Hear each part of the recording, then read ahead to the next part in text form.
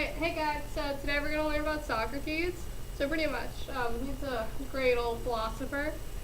Before we start, I currently have a cold, so the audio is terrible to begin with, but then I just sound terrible. So yeah, we're just going to keep rolling with it.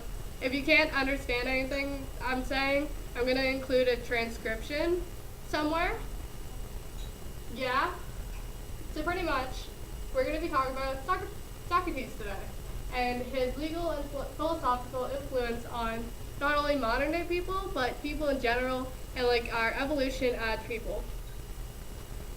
So before we start, a huge disclaimer having to do with source. Oh yeah, also, you probably can't see this clearly.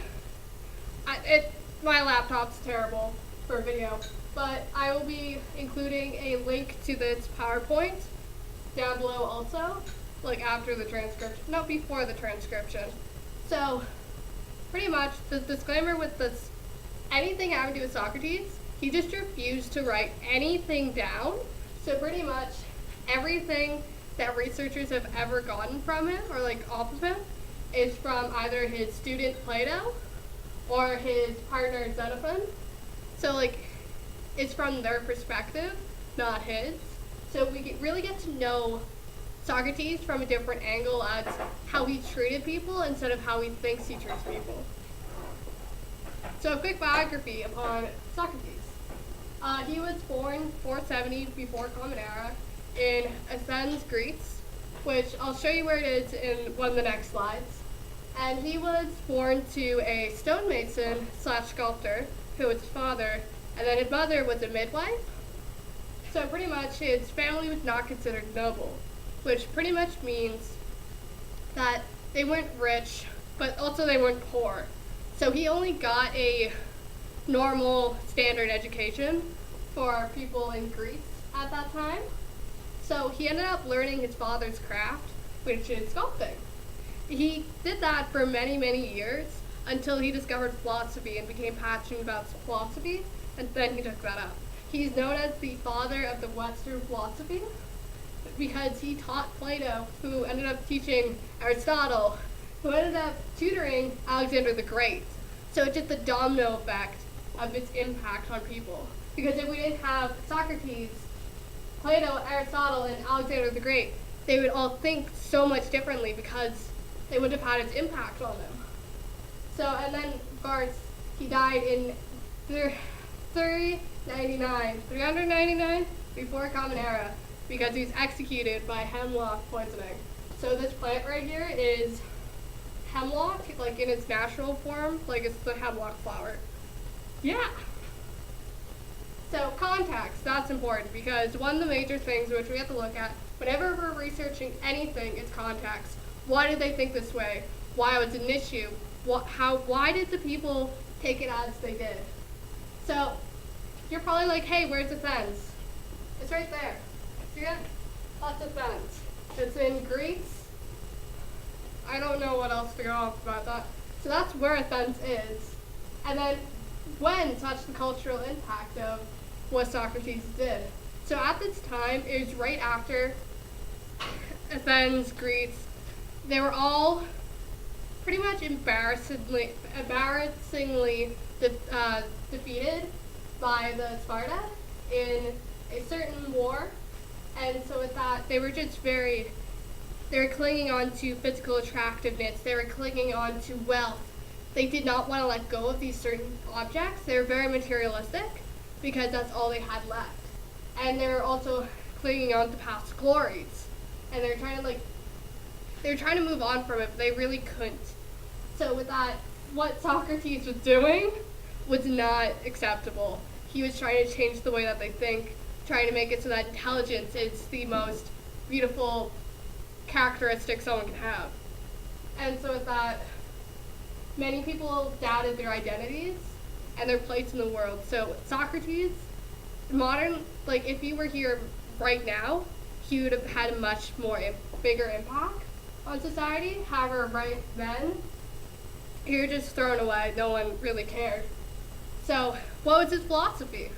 So pretty much, there was no defined philosophy, because once again, Socrates never wrote anything down. So these are the things that Plato and his partner came up with. His as in Socrates' partner. So pretty much, Socrates desired happiness and human morality. So like, what is the best way to live? And he was just trying to push that because people at that time, the Athenians, like they were just very. Mrs. Poley, please call the office, Mrs. Poley. They were very proper, and they were not having it. There were strict norms, and you were not allowed to go outside of them. So what Socrates was doing was not allowed. He was also viewing everyone as equal, whether they were man, woman, child, slave, elder, anything else, because he taught both elite and common men. So like he just did not care for discrimination. And also he really loved to use logic to solve problems, which nowadays makes sense. But back then, everyone just thought the same. So this was a huge turning point for everyone. So what was the public's reaction? Pretty much, they all hated it. He angered citizens because it violated their laws. And it pretty much destroyed everyone's points of views on the world because they were like to set guidelines upon how to live essentially. So that just Socrates completely crushed that. And he was apparently corrupting the young. We can see that in in the case of Meletus, who is a tanner, which we'll get to in a second. Pretty much these three people, Lycon, Anytus, Meletus, all charged him with impiety, which is just disrespecting the gods, disrespecting laws. It's just like, they were trying to say Socrates doesn't care, pretty much. And so at that time, that was a crime. So pretty much, they charged him, and it was like both political and personal because Meletus claimed that Socrates' teachings corrupted his son because his son no longer wanted to become a poet, no longer wanted to become a politician, but instead wanted to like think for himself. So the trial and execution of Socrates. At the time, this kind of thinking was not illegal per se, it just how Socrates was going about it was very disrespectful and just like not overall good for the citizens of Athens. So pretty much, he loved practical jokes. He was quite the prankster. So he just thought everything was hilarious. And like even he made fun of the fact that he was being executed. That's how much of like a prankster he was. So pretty much there was a jury of, do quick math, 501 people. And so pretty much the convicted vote was 280 to 221. And so like he was convicted, obviously. He wasn't taking anything seriously. And he actually asked, because at this time, if you didn't like how you're going to be punished, you can request something else. So at this time he was being put up for exile, I believe. And so with that, he asked, instead of exile, if the public could celebrate him and honor his contributions to society instead of exile. And the juries found this hilarious. By that I mean it very much angered them. So they sentenced him to death by hemlock poisoning, which pretty much is like, it kills you immediately. Well, not immediately, but like very quickly. You only have like minutes to live afterwards. So pretty much, he really wanted to die. He did not hesitate when he was taking the hemlock. He just fully just got it down and was good. Also, his friends even offered to bribe the guards to break him out. He refused. He just really wanted to pretty much set a precedence of just how messed up society is at this time. Some of his last words were even describing his soul leaving his body, meaning it was just like a final like kick to the knees when Athens was down, pretty much just saying, hey, I can still think for myself. And then his very last words were highly inappropriate, in which I will not be including in this slideshow. Pretty much he said something extremely inappropriate to one of the men that really hated him, and it just wasn't a good situation. It was just a final, hey, I'm a rebel, you know? And then once again, he enjoyed playing practical jokes. He found all of this to be a giant joke. So modern day law, like the impact.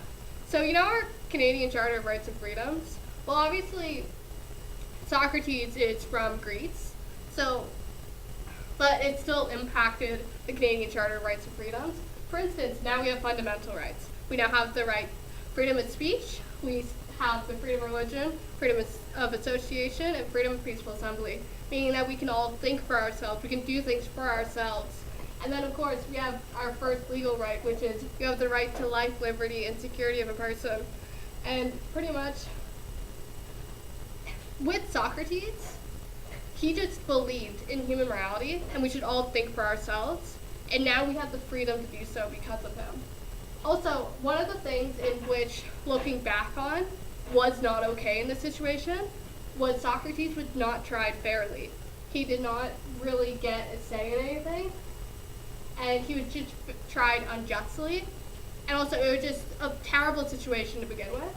So one of the things in which now we have is legal rights is we now have the right to be tried, and of course, fairly, innocent until proven guilty.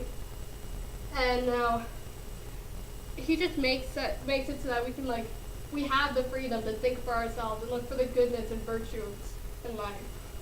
So how has Socrates influenced us? Well, pretty much, if it weren't for him, we would still probably, most likely, until someone else stepped up, which at the time was probably not going to happen. Pretty much, he just made it so that we can all think for ourselves. Without him, we would not be here, essentially, because we would not have been able to evolve into what we have. Alright, so what? So what, you might ask?